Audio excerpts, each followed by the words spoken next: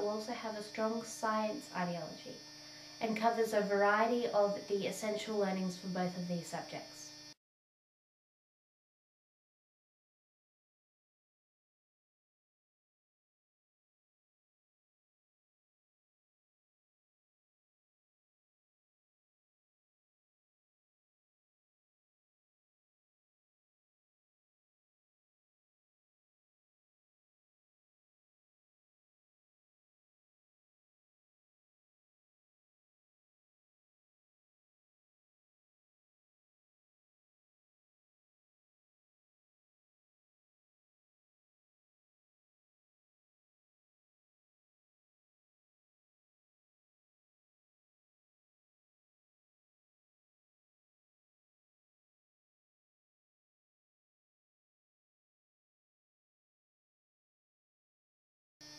The next thing to address would be the school priorities. Safety issues would of course have to be addressed first, as some children may be allergic to guinea pigs or pet fur or just guinea pig habitats. So this would have to be established before undergoing this unit. As there is 2 female guinea pigs, the breeding and offspring would not be a problem. The behaviour management strategies that will be in place in the classroom will be the general 3 steps method. On their first step, the child will receive a warning. If they continue this disruptive behaviour, they will be sent to a buddy classroom, and yet again, if they are still continuing, they will be sent to a work it out room or the principal's office, depending on the school and their rules. The reward system, however, they will be given a word at the start of each week or month, depending on how quickly they get through it. And each time they are good, they will get a letter to make up that word. And that word will be part of the value system. So for example, the word could be friendship. So if they're being good, I could give them the next letter. You could substitute the word, of course, friendship for any of the words in the value system.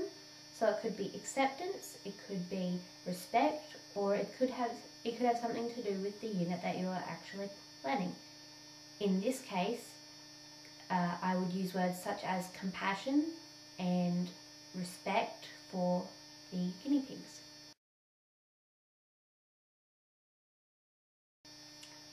In my class, I have 3 gifted and talented students, 1 ESL student, and 1 student that needs academic support. So in order to accommodate for these, the gifted and talented students will be paired with either the ESL student or the student that needs help, as well as they can assist the other children that might need their help in the classroom.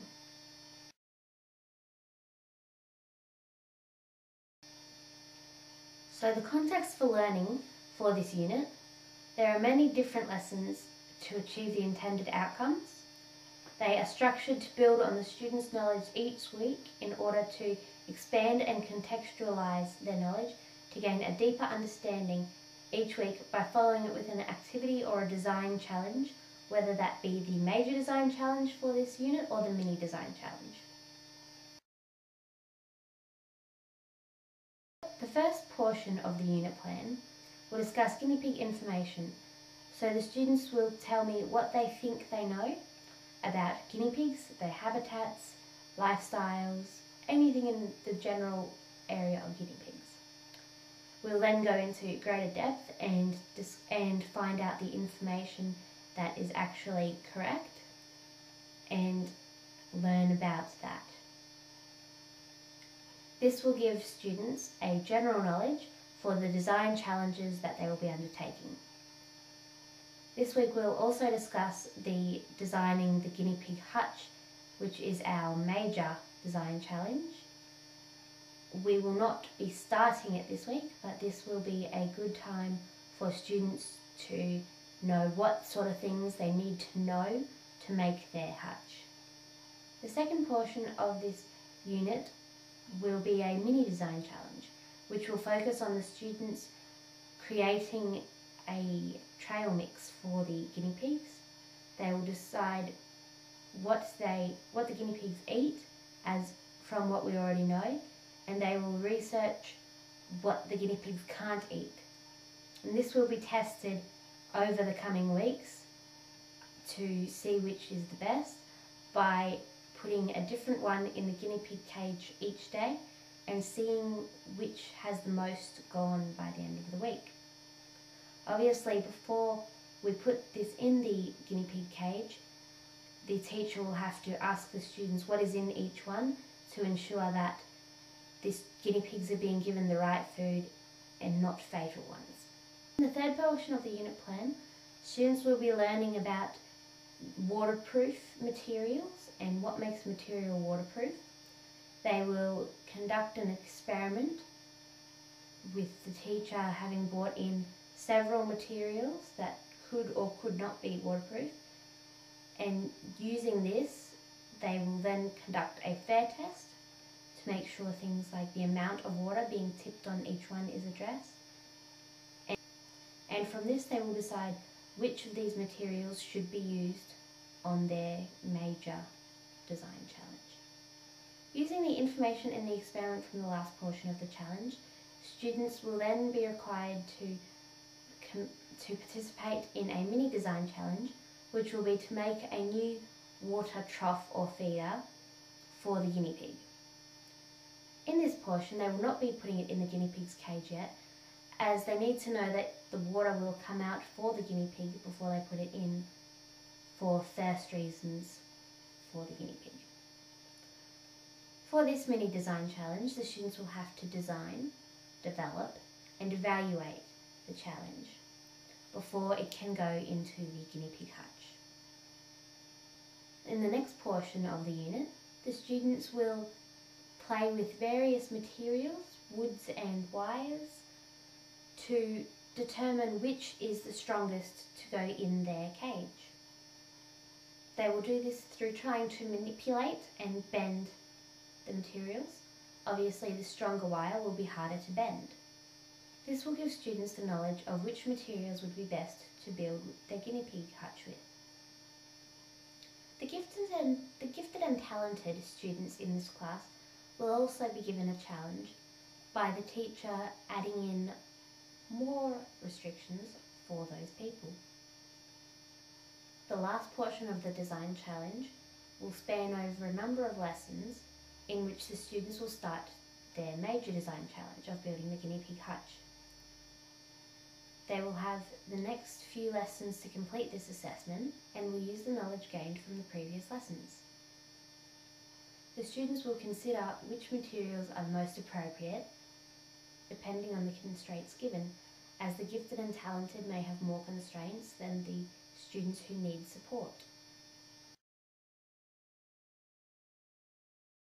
I believe this will engage learners' needs and interests because it is important to use many different tools to engage them in the learning activities that I have planned. These will aid creation, manipulation, innovation, and knowledge construction. By using a variety of manipulative tools, the students will increase their motivation while engaging in authentic learning tasks.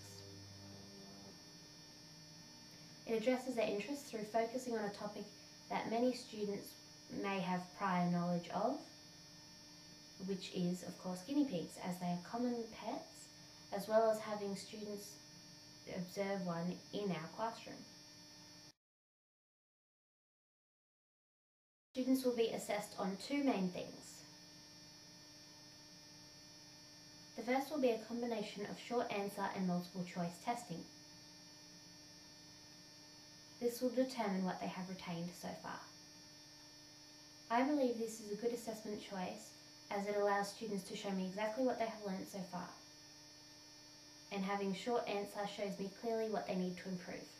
The last design challenge will be the main assessment, whether students meet criteria or not, to what extent, on what scale is their design a success, and have they effectively used the DDE cycle in achieving their goal.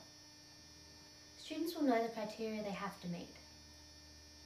This will be criteria such as the guinea pig's bedding being protective from all the elements, which means the roof and the sides will also have to be waterproof. The guinea pigs also have to have access to fresh grass. The judgments I make on the quality of student learning will be shown through assessment, which I will compare to both the standards and the essential learnings to ensure that the students have achieved their outcome. This will ensure that students reach the intended outcome.